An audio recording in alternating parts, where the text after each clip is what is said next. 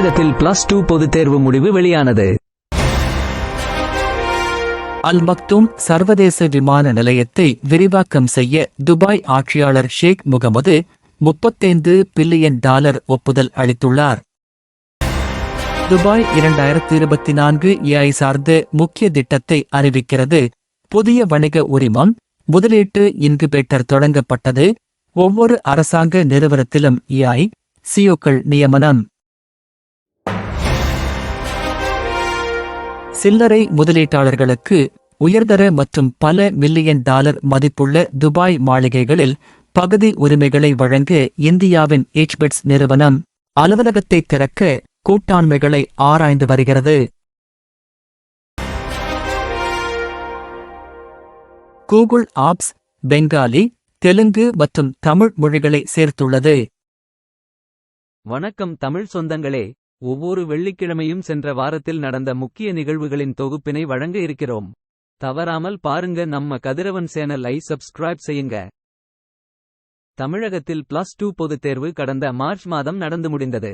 இந்த தேர்வை சுமார் 7,60,000க்கும் மேற்பட்ட மாணவிகள் எழுதினார்கள். இவர்களுக்கான பொதுத் தேர்வு முடிவு மே 6 காலை சென்னை நுங்கம்பாக்கத்தில் உள்ள பேராசிரியர் அன்பழகன் கல்வி வளாகத்தில் வெளியிடப்பட்டது. இந்த ஆண்டு தேர்ச்சி விகிதம் 94.56 ஆக அதிகரித்துள்ளது. ஆமாங்க, வழக்கம் போல மாணவிகளின் தேர்ச்சி விகிதம் மாணவர்களை விட இந்த ஆண்டும் அதிகம்தான். மாணவர்கள் 92.37%, மாணவிகள் 96.44% பேரும் தேர்ச்சி பெற்றுள்ளனர். எந்த மாவட்டத்திலே அதிக தேர்ச்சி? சென்னைன்னு நினைக்கிறீங்களா? அதான் கிடையாது.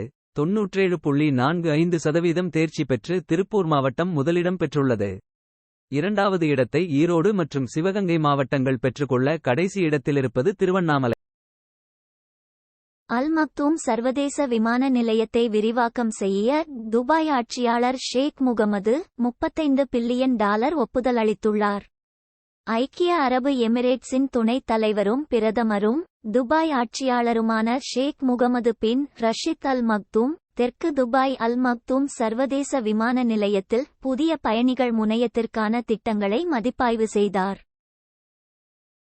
அல் மக்தூம் சர்வதேச விமான நிலையம் 260 மில்லியன் பயணிகளை ஏற்கும் வகையில் உலகிலேயே மிகப்பெரிய விமான நிலையமாக அமையும்.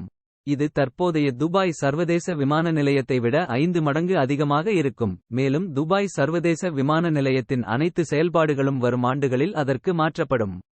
இந்த விமான நிலையம் 400 விமான வாயில்களையும் 5 இணையான ஓடுபாதைகளையும் உடையதாக இருக்கும். துபாய் 2024 ஆண்டிற்கான AI சார்ந்த முக்கிய திட்டத்தை அறிவிக்கிறது. அனைத்து அரசாங்க நிறுவனங்களிலும் AI CEOக்களை உருவாக்குகிறது மற்றும் இந்த துறையில் வணிகங்களுக்கான வணிக உரிமத்தை அறிமுகப்படுத்துகிறது. 100 பில்லியன் தீரம்ஸ் பொருளாதார இலக்குகளை எட்டுவதற்கான திட்டங்களை வளர்ந்து வரும் இந்த துறை ஊக்குவிக்கிறது.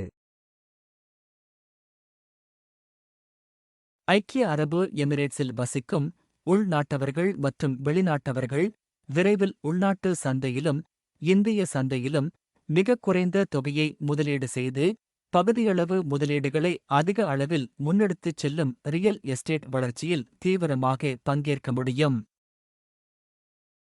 எனவே ஒவ்வொரு தனிப்பட்ட முதலீட்டாளரும் UAEயில் அவர் எந்த ஆடம்பரமான வில்லா அல்லது சொகுசு அடுக்குமாடி குடியிருப்பை ஓரளவுக்கு சொந்தமாக வைத்திருக்கிறார் என்பதை தெரிந்து கொள்வார்.